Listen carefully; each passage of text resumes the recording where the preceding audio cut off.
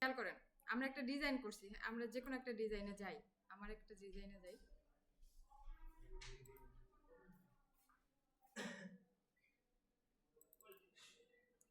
Calendar design. আমি এই calendar design করছি, ঠিক আছে। ক্যালেন্ডার হচ্ছে আমার এআই ফাইল, ডেস্ক ক্যালেন্ডার, এটা কি, হ্যাঁ ডেস্ক ক্যালেন্ডার এআই ফাইল হচ্ছে এটা। এখানে 12টা আর্টবোর্ড নিয়ে কাজ করা। আমি প্রত্যেক পেজে একটা করে মাস রাখছি, ঠিক আছে। প্রত্যেক পেজে একটা করে মাস রাখছি, এই কারণে আমার 12টা আর্টবোর্ড লাগছে। আপনি যদি এক পেজের মধ্যে ওই পোস্টার ক্যালেন্ডার যেগুলো আছে এক পেজের মধ্যে 12 মাস দিয়ে দেন, সেক্ষেত্রে আপনার আর্টবোর্ড একটা লাগবে। আপনি আপনার প্রয়োজন অনুযায়ী নেবেন, ঠিক আছে। এআই ফাইলের কোনো নির্দিষ্ট সাইজ নাই, এআই ফাইলের কোনো নির্দিষ্ট সাইজ নাই পিএনজি ট্রির ক্ষেত্রে। এটা নিয়ে মানে দুশ্চিন্তা করার কোনো কারণ নাই। এরপরে আমাদের লাগে হচ্ছে থাম্বনেল। থাম্বনেলটা আমি কিভাবে করব? আমি যেমন এখানে করছি, এটা গুগল জেমিনিকে দিয়ে আমি মক আপটা করে নিছি, তার জন্যে ওদের হচ্ছে এটা আপলোড করে দেখাইছি। এই কারণে আমি গুগল জেমিনিকে দিয়ে, যেমন আমি জাস্ট এই পিকচারটা, একটা পিকচার গুগল জেমিনিকে দিছি এবং বলছে আমাকে ডেস্ক ক্যালেন্ডার মক আপ করে দাও, আমাকে ডেস্ক ক্যালেন্ডার মক আপ করে দাও। দেন ও আমাকে এই মক আপটা দিছে। আমি এটাকে রিসাইজ করছি হচ্ছে এআইতে গিয়ে। এআইতে গিয়ে রিসাইজ করার কারণ হচ্ছে আমি গুগল জেমিনিকে দিয়ে যে পিকচারটা নিছি, এই পিকচারটা ধরেন, এই পিকচারটা 1200 পিক্সেলও দিতে পারে না, আমি সাইজ উল্লেখ করে দিলেও দিতে পারে নাই। এক্ষেত্রে আমার আবার এআইতে যাওয়া লাগছে, মানে এআই বলতে ইলাস্ট্রেটরে যাওয়া লাগছে। সেখান থেকে আমি জাস্ট একটু দেখাই।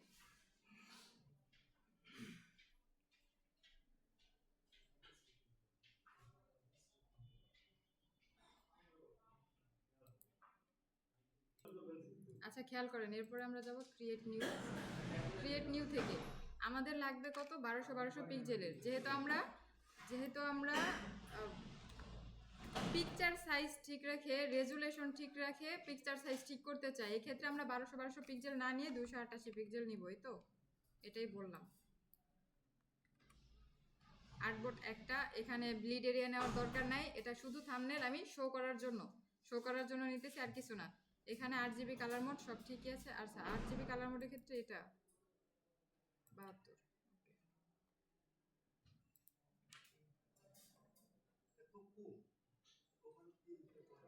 এখানে খেয়াল করেন, আমি যদি প্লেস করে আনি, প্লেস করে একটা পিকচার আনলে ওটা পিক্সেলেটেড বেশি হয়ে যায়, সেক্ষেত্রে আমি ড্র্যাগ করে আনবো। যেহেতু পিক্সেলেটেড বেশি হয়, মানে ফাটা বেশি লাগে, এই কারণে আমি ড্র্যাগ করে নিয়ে আসবো। এটা একবার করা হয়েছে, তো আবার কেমন ক্লিয়ার আসবে বুঝতেছি না। জানি দুইটা আর্টবোর্ড আমার আসছে, নিচ্ছে না, না ওখানে দুইটা হয়ে গেছে, এই কারণে ঝামেলা হয়েছে।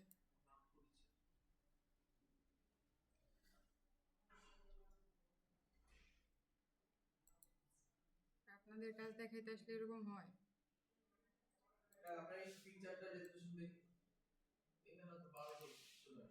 বারোশো এটা আমি করছিলাম তো এই কারণে। কিন্তু কথা হচ্ছে আপনি 1200 কিভাবে করবেন, কারণ আপনি তো প্রথমে গুগল জেমিনি থেকে আনবেন, তাই না?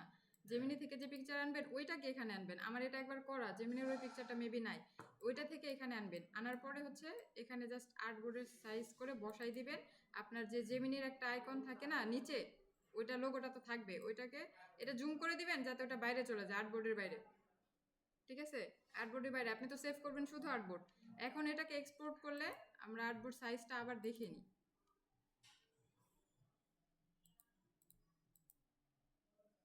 এমন ঝামেলা কেন করতেছে? না ওটা তো ইসের, হ্যাঁ ফাইল থেকে দেখা যাবে।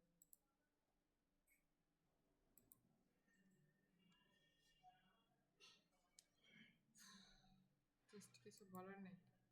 আচ্ছা ঠিক আছে, আপনি হচ্ছে 288 করে নেন, নেওয়ার পরে এটাকে এক্সপোর্ট করবেন, শুধু জেমিনির সাইনটাকে বের করে দিবেন, ঠিক আছে, আর্টবোর্ড থেকে।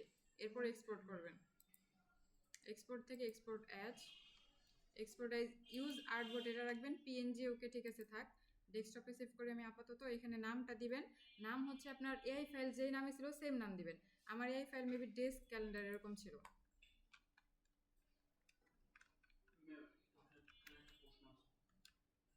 হুম,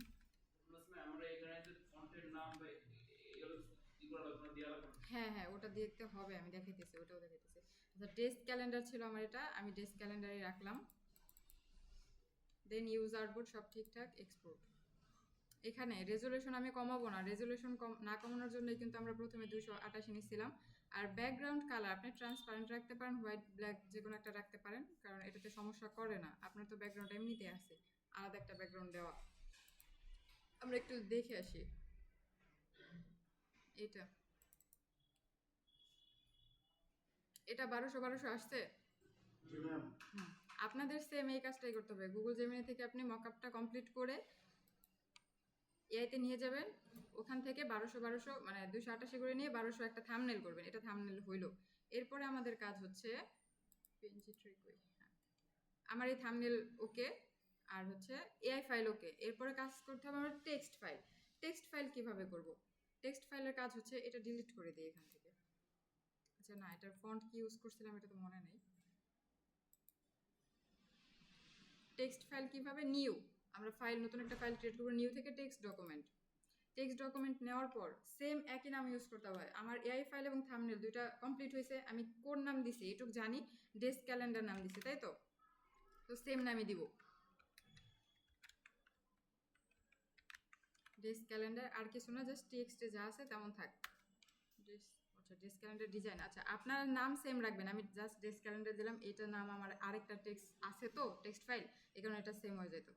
আচ্ছা, আপনারা দিবেন হচ্ছে ডেস্ক ক্যালেন্ডার, যেই নাম দিবেন এই ফাইল সেম নাম থাম্বনেইলে, সেম নাম টেক্সট ডকুমেন্টে। এরপর টেক্সট ডকুমেন্টটা আপনাদের যেই ক্যালেন্ডার বানাইছেন ওই ক্যালেন্ডার দিবেন। আমি এটা করছি তাই। আপনি শুধু ক্যালেন্ডার যদি নাম দিয়ে থাকেন এই ফাইলের, তাহলে আপনার ওই থাম্বনেল বা এই যে টেক্সট ফাইল এগুলোর নামও শুধু ক্যালেন্ডার যাবে, ঠিক আছে?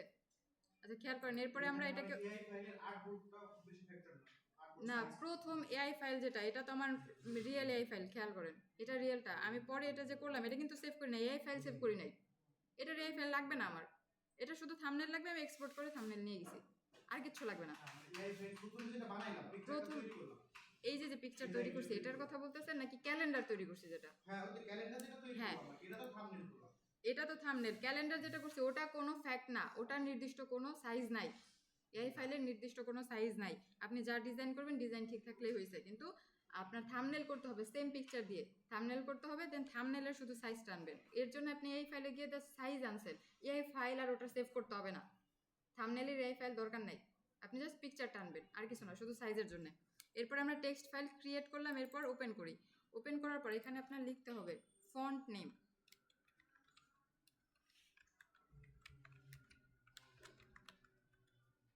ফন্ট নেমের পর এখানে কাজ হচ্ছে আপনি কোন ফন্ট ইউজ করছেন, আপনার ডিজাইনের মধ্যে কি কি ফন্ট ইউজ করছেন।